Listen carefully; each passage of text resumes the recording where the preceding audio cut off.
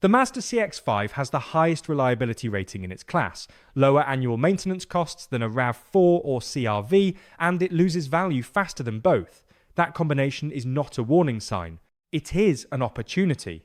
3 SUVs are collecting dust on used car lots across the country right now. Dealers cannot move them. Asking prices keep dropping.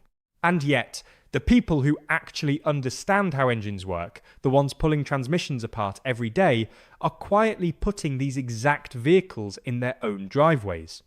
Not as weekend projects. Not as beaters. As primary family transportation.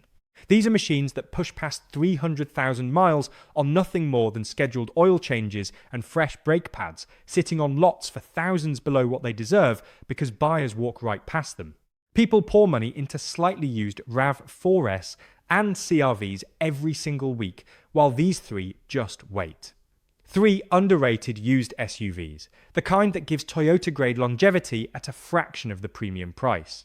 Starting at number 3 and going deepest on number 1, the pick that should completely reshape how anyone approaches the used SUV market. Number 3. The Kia Sorento. This is an SUV that any experienced technician actually enjoys working on, not because it breaks frequently, but because when something eventually does need attention, parts are accessible and affordable. Right now, clean examples are sitting at under $15,000. Picture a customer walking in, ready to pull the trigger on a 2017 Ford Explorer with 92,000 miles. The asking price was $18,500. Going through the service records and running through what was likely coming due revealed the real story that turbocharged EcoBoost was going to need serious cooling system work within a year and a half. The total bill would have wiped out any perceived value from the purchase. The better option was a 2018 Kia Sorento SX with the V6, 58,000 miles, at $14,200. More power, better long-term outlook, over $4,000 cheaper. He bought it. 16 months later, the total repair bill was $112. 1 oil change and a cabin air filter. Here is what most people miss about the third generation Sorento, the 2016 through 2020 range. Kia genuinely solved their reliability issues with this generation. The 3-litre Lambda 2 V6 is a naturally aspirated engine, which means there are no turbos sitting there waiting to develop boost leaks or intercooler issues. The timing setup uses a chain, not a belt, and it is designed to outlast the rest of the vehicle. The transmission is a proper 8-speed torque converter automatic, not a dual-clutch unit, not a CVT. A traditional automatic developed alongside Hyundai over several production cycles, refined until it shifts cleanly and holds up under real-world loads. The piece most buyers overlook entirely is Kia's powertrain warranty structure. If the vehicle is within 10 years and 100,000 miles of the original purchase date, that coverage still applies to a used buyer. That kind of protection simply does not exist from most other manufacturers. On the pricing side, a 2018 Sorento with the V6 and under 80,000 miles typically trades between $13,000 and $16,000. A same-year Toyota Highlander in comparable condition runs $22,000 to $26,000. That spread is $8,000 to $10,000 for an SUV that, in practical terms, offers comparable long-term reliability. Timing chain service on the Sorento, if it ever actually becomes necessary, runs roughly $900. The same job on a 3.5-litre EcoBoost Explorer starts at $1,800, and that assumes the turbo seals have not started weeping oil. When inspecting one of these, start with the oil. The early 4-litre 4-cylinder Sorrentos from 2011 through 2014 had documented engine issues. Stick with the V6 exclusively. Next, find an empty parking lot and run the all-wheel drive through full lock circles in both directions. Smooth and quiet means everything is healthy. Binding or clunking means walk away. Check the touchscreen for delamination. It is an annoyance rather than a mechanical problem, but it costs around $350 to address and signals something about how carefully the previous owner treated the interior. And take a close look at the third row area. If the back of a family SUV looks beaten up, the rest of it probably got the same treatment. A 3-row V6 family hauler with a remaining factory warranty and a purchase price that would embarrass Honda. The only thing holding this vehicle back in the market is a brand perception that stopped being accurate about 15 years ago. 2. The Mazda CX-5. Repair costs on the CX-5 run lower than any other compact SUV currently tracked below the RAV4, below the CR-V, and it loses value in the used market, like something is genuinely wrong with it. Nothing is wrong with it. A 2017 CX-5 rolled in recently with 158,000 miles. Original owner, bought new, drove it for 8 years straight. The request was simple: figure out what big-ticket maintenance was coming. It went up on the lift. Suspension, brakes, undercarriage, pulled diagnostic codes, pulled the transmission fluid. The result? Nothing. Original spark plugs were still within spec. The recommendation was to come back at 190,000 miles. The owner genuinely looked skeptical. That reaction shows up regularly with these cars. What Mazda did with the second-generation CX-5 starting in 2017 was make a deliberate choice to stay simple, while everyone else was layering on complexity. The Skyactiv G 2.5-litre four-cylinder has no turbo to fail. It uses a timing chain paired with a 6-speed traditional automatic that has been in proven service for well over a decade. The engineering detail worth noting is the compression ratio 13:1, higher than most performance cars. That figure translates to cleaner combustion, better fuel efficiency, and an engine that runs more efficiently over time rather than accumulating carbon deposits the way lower compression designs sometimes do. RepairPal gives the CX-5 a 4.5 out of 5 reliability rating, the highest in its class. Average annual maintenance lands around $447 against a segment average of $573 and a broader vehicle average of $652. The odds of a major repair on a CX-5 sit at 8%. For the average compact SUV, that figure is 13%. Over 100,000 miles of ownership, that difference is real money. A 2018 CX-5 touring with 70,000 miles goes for 15 to 18,000. A 2018 RAV 4XLE with similar mileage is 20 to 23,000. $5,000 more for an SUV that costs more to maintain over time and, frankly, drives with less engagement.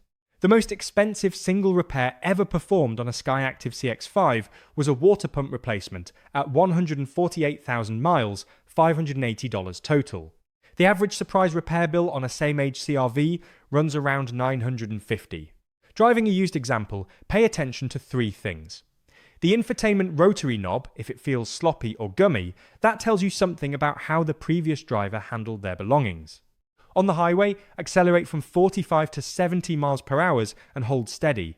Any shudder or hesitation points to motor mounts, which run about $400 to replace. Work that into the negotiation if it shows up. Around the rear wheel arches and hood edges on 2017 and 2018 models, look carefully for paint bubbling. Certain climate regions saw minor adhesion problems on early production runs. Who is this for? Anyone who wants a vehicle that actually feels good to drive, rather than just functional. The CX-5 handles with a precision that belongs in a different category. Mazda's engineers have always prioritized how their cars feel behind the wheel, and this platform is the clearest evidence of that philosophy. Anyone stretching past 200,000 miles and wanting the lowest possible maintenance overhead should stop looking at other options. This is the answer. Who should consider something else? Anyone needing maximum cargo volume, the CX-5 gives up some interior space to achieve its car-like handling. Anyone needing serious four-wheel traction in deep off-road situations should look at a more capable platform. And if the plan is to sell in 3 years and recoup value, the market still has not adjusted to how good Mazda actually builds these, so resale will not reflect reality. The math on a CX-5 works out to roughly $2,800 in total maintenance, across 150,000 miles of driving. There is no other compact SUV that competes with those numbers. Number 1. The Toyota Highlander. 3 rows. The same drivetrain family as the Lexus RX, the same foundational reliability as the 4Runner, more usable space than either. And it sells for $6,000 to $10,000 less than both, because buyers associate it with school pickup lines rather than engineering competence. A customer came in 2 years ago, mid-40s, professional, daily highway commuting, plus regular family trips. Budget was $28,000, and she had been researching Lexus RX models. When the Highlander came up, she laughed and said that was a soccer mom car, and she wanted something with more presence. She got walked outside to the shop parking lot and shown a personal vehicle, a 2016 Highlander Limited, sitting at 192,000 miles, purchased at 85,000 miles for $19,500, with roughly $2,100 total spent on maintenance across that entire stretch, including a full brake job, new tyres, and a water pump at 175,000 miles. She bought a 2017 Highlander XLE the following week for $21,800 with 68,000 miles. She recently reported hitting 138,000 miles with zero mechanical issues. Her exact question back was why nobody talks about this SUV. The reason this platform earns that kind of loyalty is the engine. The three. 5-litre, 2GR, FE, and 2GR, FKS. V6 found in the 2014 through 2019. Third generation Highlander is the same engine family that powers the Lexus RX 350, not a cousin. Not an inspired by.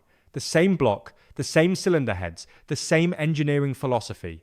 The 2GR family is widely considered the most dependable six-cylinder Toyota has ever produced. There is no direct injection carbon buildup problem like some newer engine designs carry, no timing belt interval to schedule, no turbocharger to develop boost pressure issues. It runs a chain, naturally aspirated, and just keeps going. 4 separate examples have personally come through the shop north of 300,000 miles with original transmissions still in service. The 8-speed automatic that Toyota paired with this engine starting in 2017 is smooth, well calibrated and extremely durable. The 6-speed used before 2017 is equally reliable. Slightly lower fuel efficiency is the only meaningful difference. A 2017 Highlander XLE with 80,000 miles trades between 20 and 24,000. A 2017 Lexus RX 350 with the same mileage runs 27 to 32,000. That is a $7,000 to $8,000 gap for vehicles that share the same mechanical foundation. The Lexus carries a nicer badge and somewhat better cabin materials. Everything under the hood traces back to identical engineering. For comparison, a 2017 4Runner Limited at 80,000 miles commands 32,000 to 38,000 more expensive than many Highlanders, with a smaller interior and worse fuel consumption. The 4Runner makes sense for genuine off-road use. For family daily duty, the Highlander is the smarter calculation. Real shop pricing on maintenance, not dealer rates. Full 4-wheel brake job, $320. Transmission fluid service, $195. Water pump replacement if it ever becomes necessary, $680. These are the actual numbers. When shopping for one, start by running the VIN through Toyota's recall database. Some 2014 through 2016 examples in hot climates developed dashboard cracking issues.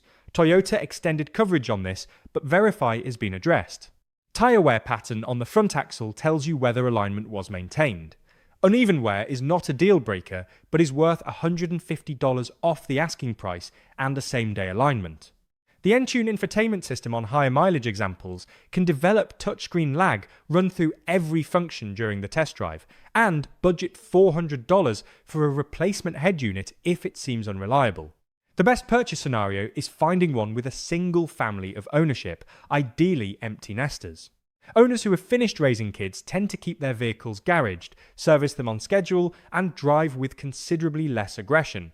A grandparent-owned Highlander at 65,000 miles is essentially a new car with depreciation already absorbed. This vehicle makes sense for people who drive long distances regularly. It was engineered for sustained highway use, quiet at speed, comfortable over distance, fuel efficient for a 3-row V6. It makes sense for anyone who wants Lexus tier dependability without the Lexus price premium, roughly 90% of the experience at 70% of the cost. And the second row is genuinely large, with a third row that functions for adults on shorter trips. It does not make sense for anyone who places high value on driving engagement. The Highlander is a composed, comfortable family vehicle and drives exactly like one. It does not make sense for serious off-road requirements. And it is a large vehicle at just over 194 inches long, which is worth considering in tight urban environments. As a single used vehicle recommendation for the next decade of ownership at the lowest total cost, this is the answer. The market undervalues it. Mechanics know it. The numbers confirm it. 3 SUVs the market forgot to price correctly. A Kia Sorento with a legitimate powertrain warranty and a V6 that simply refuses to wear out. A Mazda CX-5 that depreciates like something is broken with it, but drives and maintains like nothing is. And a Toyota Highlander sharing an engine with a luxury badge, sitting on lots at family hauler prices because buyers read the hood ornament before reading the spec sheet. The next time a salesperson steers toward a 3-year-old European lease return with an unknown service history, the math above tells a different story.